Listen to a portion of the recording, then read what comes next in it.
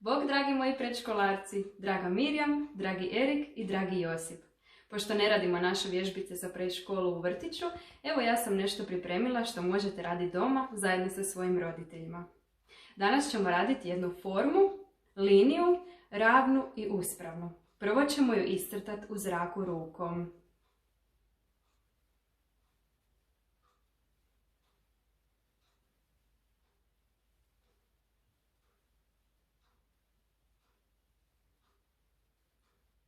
Kad smo to prošli nekoliko puta, za sljedeći zadatak potrebno nam je tkanina ili nekakva vrpca, što ćemo postaviti na podu, isto u jednu ravnu liniju koju ćemo prijeći.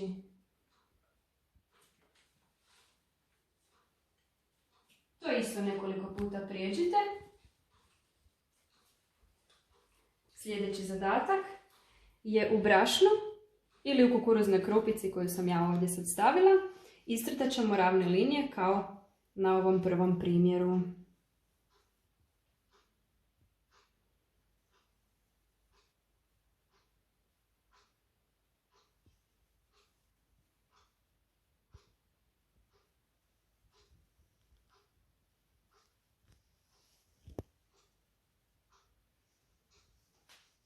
Sljedeći zadatak. Imamo špagete, svi volimo špagete.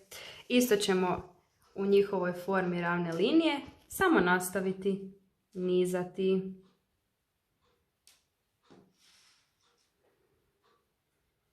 Ako nemate špagete, možete to napraviti sa olovčicama ili sa nečim sličnim, možda sa onim štapićima za ražnjić. Tako. Zatim imamo ovu nekakvu malu tjesteninu koju isto možemo iskoristiti za rad na formi ravne linije.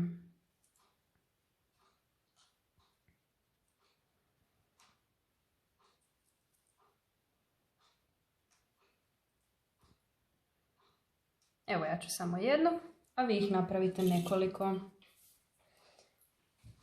Sljedeći zadatak nam je vrlo sladak.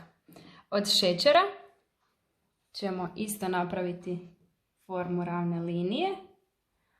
Polagano, polagano. Ako je potrebno, na nekim mjestima popraviti.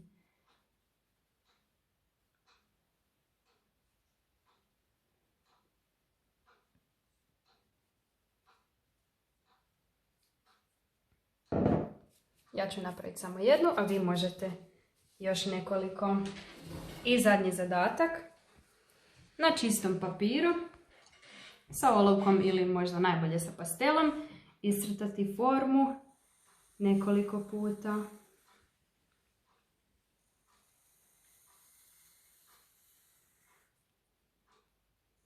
Proizvoljno si odaberite koje će ona veličine biti. Samo polako i bez žurbe.